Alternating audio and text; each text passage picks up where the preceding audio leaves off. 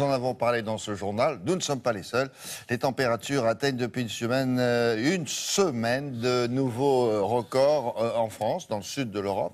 Mais c'est un phénomène mondial. Chaque année, les experts observent que notre planète se réchauffe. Alors, on s'est tourné vers l'un d'entre nous, correspondant de France 2 à Moscou, qui vit là où il fait froid. A priori, on se dit ça comme ça.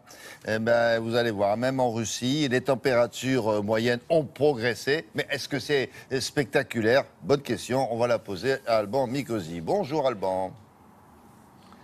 Bonjour William, bonjour à tous. Effectivement, la Russie est aussi concernée par le réchauffement climatique. Pensez que les températures ici sont 2,6 degrés plus importantes qu'elles n'étaient il y a 25 ans en moyenne. Donc effectivement, la Russie est concernée. Alors ça se caractérise comment? Principalement par des hivers qui sont moins froids et plus courts. Pensez qu'en 5 ans, ici à Moscou, je n'ai vu de la neige à Noël qu'une seule fois. Le reste du temps, il n'y a de la neige qu'à partir du mois de janvier, les fleuves gèlent plus tard et surtout le sol se réchauffe au point que des terres qui étaient autrefois gelées en permanence ne le sont plus. Alors qu'est-ce que ça change à la vie des gens, en bien et en moins bien? Je vous propose qu'on le voit ensemble dans ce reportage fait avec Patrice Hacheret. J'aime ta couleur café, tes cheveux café. Depuis quelques années, les principaux parcs de Moscou rivalisent d'animation estivale. Pour moi tu danses, alors j'en Ces journées de grande chaleur ont toujours existé en Russie. La différence, c'est qu'elles sont plus nombreuses depuis quelques années. Mais beaucoup de Russes y voient surtout un côté bien positif. On peut être en vacances ici à Moscou. On n'a pas besoin de franchir les frontières. Mais les problèmes sont déjà là, à l'image de cette voie ferrée sibérienne qui repose dans le vide, car le sol qui la supportait a brutalement dégelé et s'est érodé. C'est ici que la moyenne des températures a connu le réchauffement le plus spectaculaire.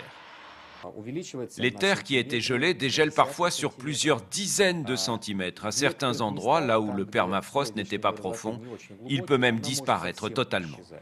Plus étonnant encore, ce qui se passe en Sibérie depuis l'an dernier. De mystérieux gouffres sont apparus, 5 puis 10 et maintenant une vingtaine, de taille considérable. Les scientifiques cherchent à comprendre exactement le phénomène, mais là aussi, il s'agit d'une conséquence du réchauffement global. Ces cratères soudains qui émergent dans les territoires sibériens à cause des gels du permafrost et des émanations brutales de méthane sont autant de petits signaux. La Russie participera en décembre à Paris au sommet international sur la réduction des gaz à effet de serre. Avec un objectif ambitieux, baisser progressivement sa dépendance en gaz et pétrole. La Russie vit de l'exploitation de ses énergies fossiles. Assise sur ce trésor, elle n'a pas suffisamment diversifié son économie. C'est l'enjeu principal des 20 prochaines années.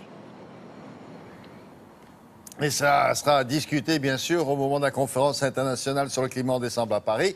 Chaque pays devra prendre des engagements sur la réduction de ses émissions. Alors, est-ce qu'on sait déjà quels sont ceux qui ont tendance à jouer le jeu, ceux qui vont faire semblant de ne pas le jouer, etc. Il y a des bons puis il y a des méchants. Vous les connaissez, Alban ? On a une idée, en tout cas. Ce qui est évident, c'est que sur 197 pays qui seront représentés, 80 ont déjà présenté un plan. On va dire que les bons élèves, c'est évidemment l'Europe occidentale qui prévoit de réduire de manière importante, 25 à 30% ses émissions de gaz à effet de serre.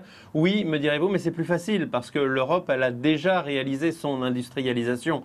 Ce que disent par exemple les Chinois, les Indiens, c'est bah oui, mais nous n'avons pas fini de grandir, n'avons pas fini de nous développer, alors donnez-nous plus de temps. Donnez-nous des objectifs moins contraignants. Et puis il y a les deux géants, les États-Unis qui font 25% à eux tout seuls des émissions de gaz à effet de serre de la planète, et les États-Unis vont lancer une politique de réduction, mais elle est, on va dire, décevante.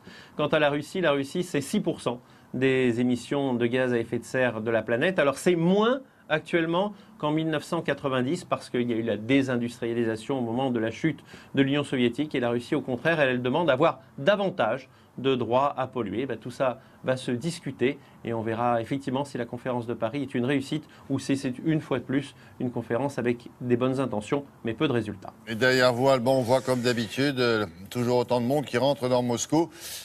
Température élevée là, parce que par exemple ici dans la capitale on a 23-24 degrés ce matin, et chez vous? Ah, ici, c'est agréable. Ce matin, il fait 15 degrés. On n'est pas encore dans le phénomène de canicule que vous observez. On est à la limite est de la zone. On n'est donc pas concerné.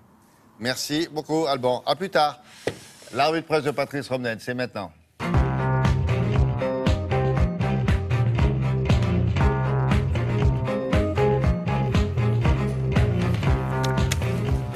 Bonjour Patrice. Bonjour William, bonjour à tous.